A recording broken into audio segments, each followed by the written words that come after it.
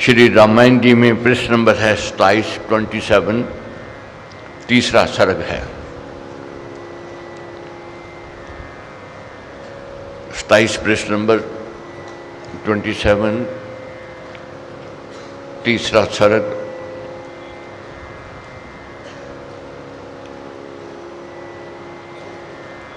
वाल्मीकि जी महाराज ने इतनी तपस्या की, इतनी साधना की, प्रभु स्वरूप हुए और एक दिन नारद जी आए। नारद जी ने और वाल्मीकि जी महाराज ने जब आपस में बातचीत हो रही थी तो प्रश्न किया वाल्मीकि जी महाराज ने। वाल्मीकि ने प्रश्न सुहाना, अंजलि बांध किया शुभ लाना, मुने कौन उत्तम गुण गेही, दीप्त दिव्य देव है देही, है सब कौन कला में पूरा, गुण गण करिमा आगर शूरा, सब शुभ धाम कौन है जाना, पूर्ण पुरुष कौन है माना। तो पूछा पूर्ण पुरुष कौन है। तब नारद जी ने क्या उत्तर दिया। बोले नारद मुनि वर प्यारे, एक में दुर्लभ सुगुण न्यारे, तद्भी रामचंद्र जन जाने, सब गुण ग्राम गए हैं माने। सब में एक में गुण नहीं होते हैं, मगर कहा रामचंद्र जी के अंदर एक विशेष गुण है जिनको आदर्श पुरुष कहा जाता है। तो रामचंद्र जी की गुण की महिमा गाई नारद जी ने। वाल्मीकि जी महिमा सुनकर के गदगद हुए, प्रसन्नचित्त हुए। तो एक दिन की बात है, तमसा तट पर बैठे थे, स्नान करने के लिए गए थे भारद्वाज मुनि के शिष्य के संग। वहाँ एक पक्षी की जोड़ी वृक्ष पर बैठी कलोल कर रही थी, मौत कर रही थी, आनंद ले रही थी। तो एक व्याध ने बाण चलाया और वह तीर लगा नर पक्षी को और तड़फड़ाकर वह मरा गया। जो पक्षिणी थी, मादा पक्षिणी, वह बहुत विलाप कर रही थी, रो रही थी, बहुत रो रही थी। तो एकाएक वाल्मीकि जी महाराज के श्री मुख से क्या श्लोक निकला। हे व्याध तुझे सर्वदा मिले ना शांति स्तोष, मारा पंची मोदरा तूने कर अतिरोष। हे व्याध तुझे सर्वदा मिले ना शांति संतोष, तेरे को कभी शांति ना मिले, कभी संतोष ना मिले। क्यों? मारा पक्षी मोद रथ तूने कर अतिरोष। जब ये श्लोक निकला तो सोच में आ गए कि ये मैंने कैसे, ये श्लोक मेरे मुख से निकला। तभी दिव्य वाणी हुई। ब्रह्मा जी ने क्या कहा। ब्रह्मा जी ने क्या कहा। अंतर्मुख उसने सुने ब्रह्मा के उपदेश, रटो कहा मुने रघुपति चरित्र विशेष। तब कविता को मल कला चमके चांद समान, भूतल पर हो अमर वै जब तक भानु विमान। तो ब्रह्म के क्या उपदेश सुने कि वाल्मीकि जी महाराज रचना रचो, लिखो राघव कथा, और ये कथा लिखो, जब तक सूर्य चांद रहेगा तो ये कथा अमर रहेगी और आपका नाम रहेगा। अब राघव कथा आरंभ हो रही है। कथा हम सबको पता है क्या होना है, क्या हुआ, क्या होवेगा, ये सब जानते हैं। मगर जो इसमें महाराज ने ज्ञान भरा है, जो उपदेश दिया है, उसका मनन, उसका चिंतन करना है। क्यों उसका मनन चिंतन करना है? हम सबके प्रश्न हैं जे, और हमारे प्रश्नों का उत्तर महाराज ने दिया। जो हमारे अंदर संशय हैं, जो भ्रम है, उन संशय, उन भ्रमों का निवारण किया महाराज ने। बहुत सरल भाषा में और उत्तम शब्दों में महाराज ने ये रामायण लिखी है, और ये ज्ञान उपदेश देती है, शक्ति देती है, उत्साह देती है, बल देती है। पहले तो मैंने धन्यवाद करना है उन भाई बहनों का जिन्होंने कल मेरी प्रार्थना को स्वीकार करके दूसरे भाई बहनों को प्रेरणा दी। मैं देख रहा हूँ, मांगी थी मैंने कृपा सरस्वती माँ से कि हमारे ऊपर कृपा हो ताकि हमारी वाणी में शक्ति हो। सरस्वती माँ की मेहर हुई, मैं रिजल्ट देख रहा हूँ। बहुत भावना से नए लोग आज आए हैं।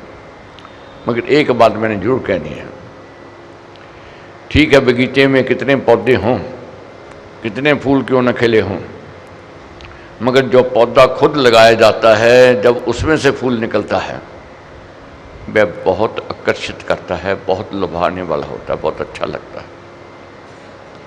मगर उस पौधे की देख रेख भी करने का जिम्मेदारी उसकी होती है जिसने वह पौधा लगाया।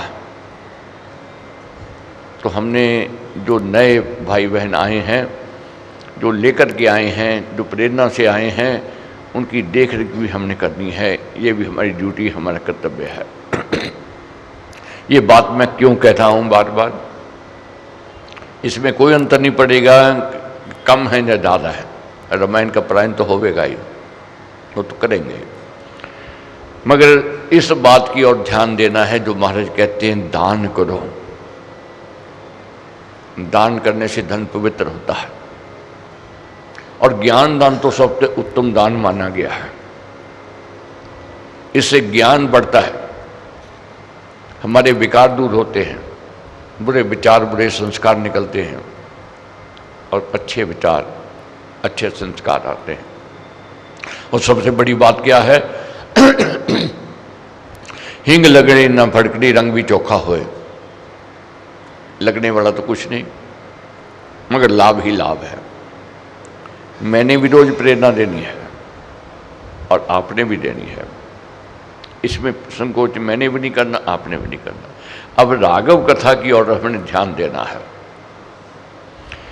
राजा दशरथ सूर्यवंशी, अक्षत्रिय, तेजस्वी, ज्ञानी, विद्वान और धर्म कर्म में पक्के, न्यायशील, प्रजा के पालक, जितना भी कहें कम, सब सुख के साधन। और प्रजा भी पुण्य कर्म घर घर में होता, कोई व्यर्थ न अर्थ न खोता। नगर देश के सब नारी दशरथ के थे आज्ञाकारी। सारी प्रजा आज्ञाकारी थी राजा दशरथ की, धर्म कर्म का काम होता। सुख के सब साधन मगर सुख का अभाव था, ये जानना है। सुख के साधन हो में और सुख मिल जाए नहीं हो सकता है। व्यक्ति सुख के साधन तो ले आवेगा, आ भी जाएंगे, मगर सुख मालिक की रहमत उसकी कृपा से होता है, उसकी मेहर से मिलता है। प्रजा कहने में, परिवार कुटुंब सब कहने में कोई व्यर्थ सोता नहीं था, कोई व्यर्थ काम नहीं करता था, सब कुछ था। मगर एक चुभन थी, एक पीड़ा थी जो विचलित कर रही थी कि आंगन सुनना था। कोई ना कोई चुभन गृहस्थी को जब लगती है वह पीड़ा देती है, दर्द की ओर ले जाती है। सुख के साधन सब मगर एक पीड़ा, एक दर्द, एक चुभन राजा दशरथ को दिन रात सता रही थी। किस कारण सता रही थी कि वृद्ध अवस्था आ रही है और आंगन सुनना है। कल कुटुंब परिवार कैसे चलेगा, कल प्रजा का पालक पोषक कौन बनेगा, ये चिंता खा रही थी। गुरु कृपा हुई, प्रेरणा प्राप्त हुई। तो महाराज क्या लिखते हैं, दूध पूत परिवार सु प्यारा, मांगो हरि का परम सहारा। मांगो किससे, उस मालिक से, उस परमेश्वर से। वह दीनों का नाथ है, वह करुणानुधान है, दुख भंजन उसका नाम है, करुणा करना उसका स्वभाव है। तन धन जन दूध पूत परिवार सु प्यारा, मांगो हरि का परम सहारा। तन धन जन संबोध भी चाहे, मुंह मांगे मधुमय फल पाए। संकट विकट कठिन दिन आवे, बादल विपत जभी घर जावे। रोग सोग महा कष्ट क्लेशा, आवे जब तब सिमरो महेशा।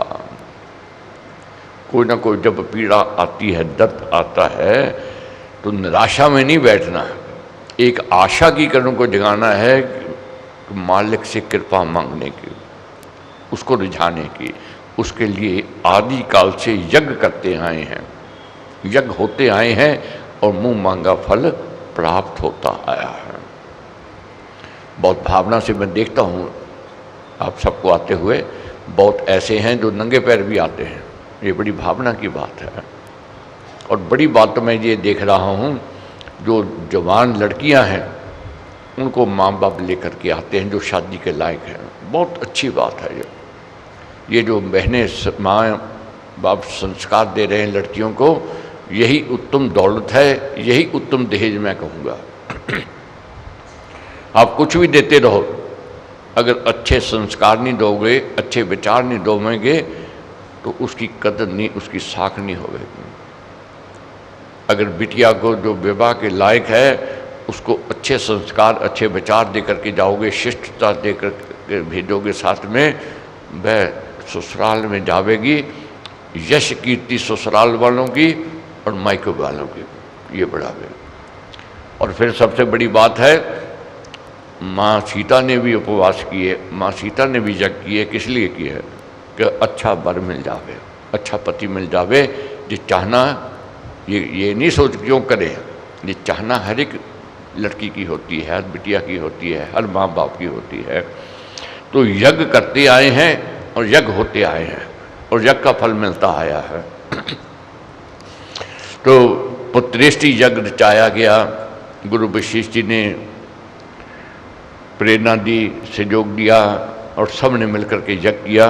और यज्ञ जब सफलता की ओर बढ़ा तो महाराज लिखते हैं, जब समाप्ति अवसर आया, मुख मांगा वर भूपति पाया, आशीष सहित शेष सुखदाई, दिया ऋषि ने साथ बधाई, सब ने शुभ जय जय नाद उचारा, पुष्पों से कर मंगल सारा, पायस सिद्ध शेष को पाके, हुई हर्षित रानियां खाके। प्रसादी को तीनों रानियों ने खाया। कैसे खाया? लिया अर्थ का बड़ी महारानी, आधा भाग बड़ी महारानी ने लिया, माँ कौशल्या ने लिया। अर्धार्थ भी मजली से आने, आधे का आधा भाग रानी कैकेयी ने लिया। और आध का आध समुद्रा खाया और 2 भागों में भोग लगाया। और जो चौथा हिस्सा बच गया था उसका 2 भागों में भोग लगाया, किसने? सुमित्रा ने लगाया। तो तीनों रानियां गर्भवती होती हैं। तो ये इस प्रसंग में हम पढ़ेंगे, जैसे कार होती है, परमेश्वर की कृपा, परमेश्वर की रहमत प्राप्त होती है। जहाँ निराशा थी, अब आशा की किरण जागृत हो गई।